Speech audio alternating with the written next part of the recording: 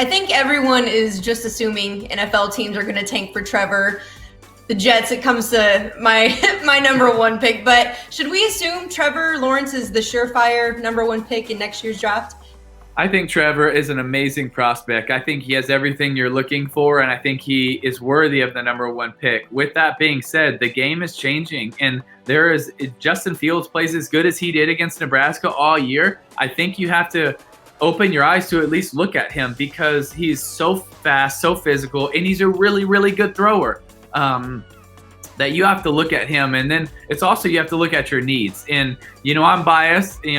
From being a quarterback, I think quarterback's the most important position. And so I think whenever you can find one of these guys, a Trevor or a Justin, that probably should be the first pick. But I think they'll also look at some of these linemen too. But I think it will be between those two guys for the first pick. So you think it's pretty close with them. I just want you to kind of break down both of them for me in terms of what you see the best out of each of them. Obviously, we can see them on the field every when they play, but how would you compare the two as far as like Justin and Trevor, how close they are? Yeah, I don't think there's as big of a gap as a lot of other people. I think that that Justin is, I would say Trevor might be slightly more, have more experience playing from the pocket.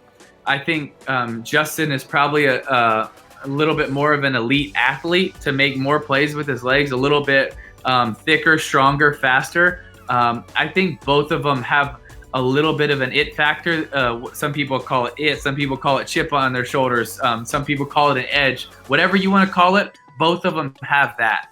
I think you could go back to the semifinals last year when they played each other, and it's back and forth, and every time someone answered the bell. And I'm intrigued to see what happens with Justin when he gets more experience. We got to remember, he's only really played 1 year. Trevor's got to play pretty much 2 years now, and this being his third, and playing more games because the ACC started way before.